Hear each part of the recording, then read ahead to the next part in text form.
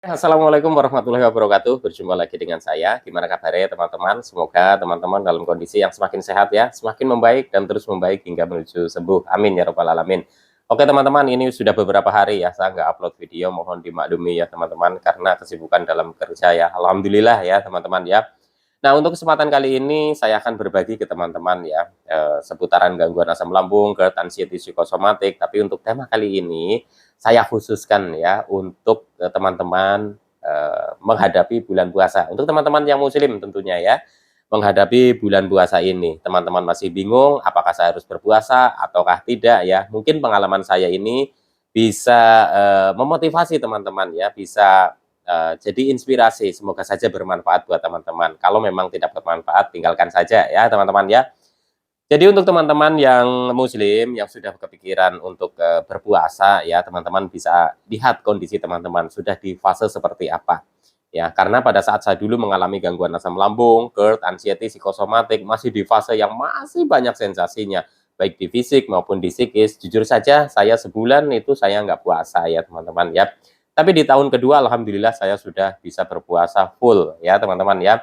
Dan apa saja tips-tipsnya dalam menghadapi bulan puasa ya, atau menghadapi puasa, atau teman-teman mau berlatih puasa ya. Yang pertama adalah lihat kondisi teman-teman ya. Jadi kalau teman-teman sudah kondisinya sudah membaik, walaupun sensasinya itu belum semuanya hilang ya, karena pada saat-saat juga dulu mencoba puasa itu ya, itu saya juga sepenuhnya belum hilang 100% ya sensasinya ya teman-teman. Masih ada satu dua sensasi yang nyolek ya. Teman-teman itu siapkan ya, yang pertama adalah niat berpuasa. Jadi teman-teman nggak usah berpikir nanti saya bisa kuat sampai dengan maghrib atau tidak gitu ya. Jadi teman-teman pertama adalah niatkan dulu. Ini untuk teman-teman yang sudah bisa beraktivitas ya, sensasinya sudah mulai berkurang, tapi teman-teman itu masih ragu. Tapi tidak untuk teman-teman yang masih banyak sekali sensasinya, yang masih bisa dibilang itu setiap hari lemes, sempoyongan, ya itu teman-teman jangan paksakan ya. Kalau memang teman-teman itu menahan lapar 1 jam atau 2 jam aja sudah nggak kuat, ya teman-teman bisa kondisikan ya teman-teman ya. Jadi untuk teman-teman yang sudah berkurang sensasinya, sudah mulai membaik, tapi masih ada sensasi 1 2 muncul, kadang ya lemes gitu, kadang tiba-tiba pusing gitu. Saya dulu menjalannya di fase seperti itu ya teman-teman ya. Tapi pada saat itu saya juga sempat ragu ya, ini wajar menurut saya. Jadi teman-teman mungkin sudah kepingin puasa tapi masih ada ragu, menurut saya itu wajar sekali ya. Saya kasih tips teman-teman itu dimulai dari sahur ya teman-teman ya. Yang pertama adalah teman-teman sahurnya itu dimepetin jam imsak saja ya. Dalam kondisi normal pada saat kita itu belum terkena gangguan asam lambung, mungkin teman-teman itu 1 jam sebelum imsak itu teman-teman itu sudah sahur ya. Tapi pada saat saya mencoba itu saya dekatkan gitu ya teman-teman ya. Dan usahakan teman-teman itu yang mengkonsumsi vitamin ya. Pada saat dulu saya itu mengkonsumsinya vitamin itu B kompleks ya teman-teman ya. Jadi saya minum setelah sahur ya teman-teman ya. Dan jangan lupa ya minum air hangat. Jadi untuk teman-teman nih, untuk tips berpuasanya dimulai dari sahur, teman-teman bisa atur untuk makanannya ya. Yang penting makanannya itu tidak pantangan buat penderita gangguan asam lambung. Itu saja dulu. Tapi bukan berarti teman-teman itu harus menghindari terlalu banyak makanan ya. Yang saya sarankan adalah satu teman-teman ayam tetap makan saja, telur tetap makan ya teman-teman ya, terus ikan juga makan ya teman-teman, apalagi sayuran ya, buah itu juga penting sekali ya teman-teman ya.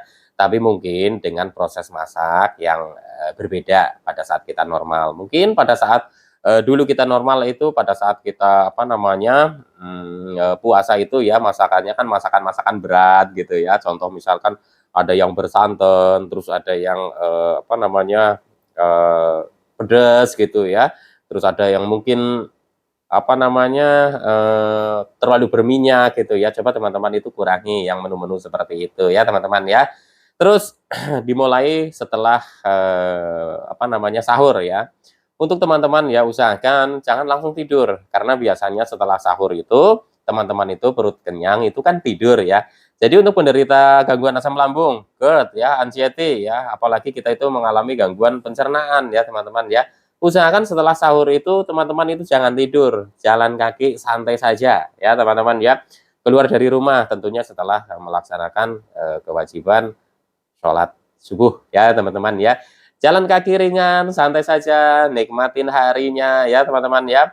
Nah setelah itu, kalau teman-teman itu merasa ngantuk ya, merasa ngantuk pada saat mungkin sekitar jam 7, 8 ya, mungkin teman-teman itu ngantuk, teman-teman bisa istirahat saja ya. Tapi ini untuk tidur atau tidaknya ya hak teman-teman. Tapi pada saat saya dulu gitu ya, yaitu jam 7, jam 8 memang terasa ngantuk, tapi saya bawa aktivitas, jadi ngantuk itu teralihkan ya teman-teman.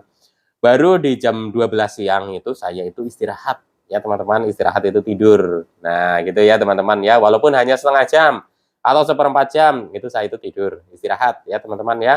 Terus nanti di sore harinya biasanya teman-teman itu sudah mulai kerasa nih perut keroncongan, terus lemes, terus kayak keliengan mau muncul gitu ya. Teman-teman usahakan rileks atau santai ya. Pada saat kita normal ya, di jam-jam segitu ya, jam 3, jam setengah 4, itu kan memang kondisinya kita itu juga energi drop, apalagi kita belum apa namanya dapat asupan makanan, tentunya pasti akan apa namanya muncul bibit-bibit sensasi. Untuk orang normal saja ya teman-teman, di jam-jam segitu itu sudah loyo ya. Makanya pada saat di jam-jam seperti itu, dulu pada saat kita normal itu ada yang namanya ngabuburit atau nyelimur kalau bahasa Jawanya saya ya teman-teman ya. Jadi kita itu mengalihkan ya rasa lapar, terus rasa haus gitu ya, terus lemes, kita alihkan mungkin dengan jalan-jalan yang kita senangi, tempat-tempat yang kita senangi. Jadi nanti rasa lapar, rasa haus, terus yang apa namanya lemes atau mungkin ngantuk kepingin tidur itu bisa teralihkan ya teman-teman ya. Baru nanti nih setelah apa namanya sudah mau maghrib ya teman-teman nih ya, pada saat berbuka puasa ini tolong juga diperhatikan ya. Jangan langsung, ya, jangan langsung. Ya, kenapa? Kalau langsung itu, saya pernah coba ya teman-teman di hari pertama itu saya itu langsung ya, langsung saya makan makanan yang sifatnya itu ya bisa dibilang itu berat gitu ya. Nah pada saat itu saya setelah makan itu malah jadinya timbul nggak enak gitu ya, perut itu nggak enak, terus begah gitu ya. Terus di hari keduanya ya setelah menjalani rutinitas itu 1 hari yang seperti kemarin itu, terus di hari keduanya, maaf ini kok blur ya?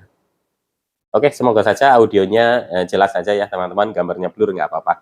Jadi di hari keduanya saya coba, itu bukanya sedikit ya teman-teman ya, sedikit dulu gitu. Jadi pertama memang air putih hangat ya, terus saya itu makan kurma. Ini kurma itu ada yang cocok, ada yang enggak, tapi saya alhamdulillah itu cocok.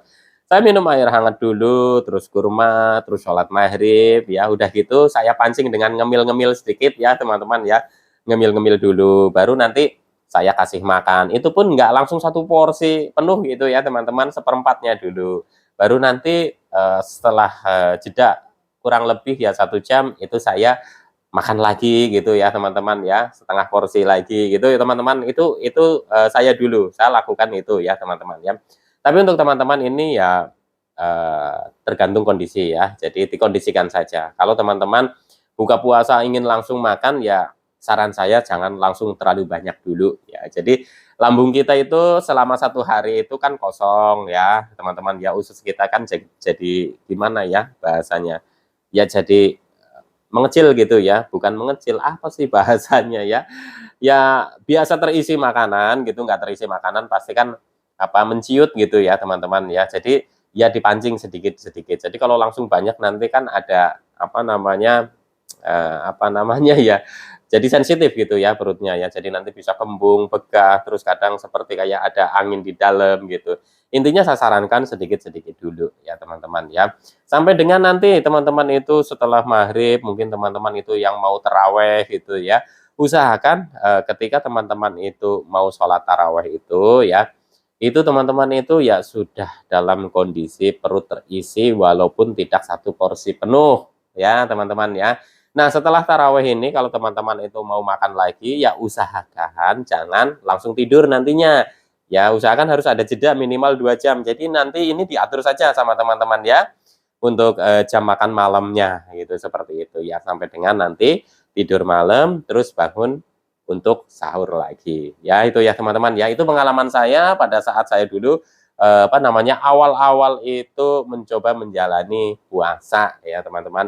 Semoga saja apa yang saya bagikan ini bermanfaat buat teman-teman. Intinya teman-teman yang masih ragu untuk berpuasa ya, tapi teman-teman itu sudah bisa beraktivitas, apalagi teman-teman itu sudah bisa makan ini, makan itu, coba teman-teman niatkan untuk berpuasa. Karena apa, teman-teman ya?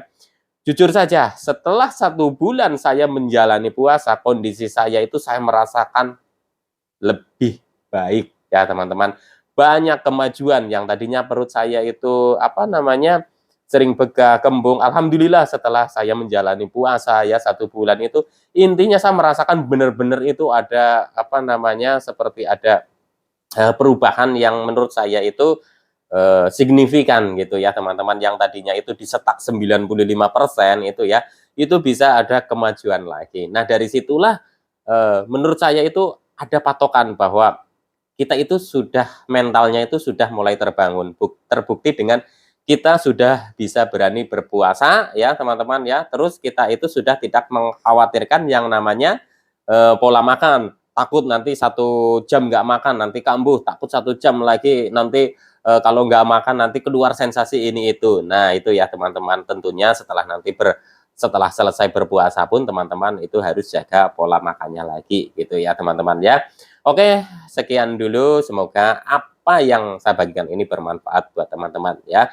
Selamat menjalankan ibadah puasa bagi yang menjalankan. Saya doakan buat teman-teman yang belum sembuh, semoga lekas sembuh. Amin ya robbal alamin. Mohon maaf apabila selama ini ada kata-kata yang tidak berkenan buat teman-teman atau video-video saya ini tidak bisa memberikan manfaat buat teman-teman. Saya mohon maaf yang sebesar-besarnya. Mohon maaf lahir batin. Tetap semangat, salam sehat jasmani dan rohani. Wassalamualaikum warahmatullahi wabarakatuh.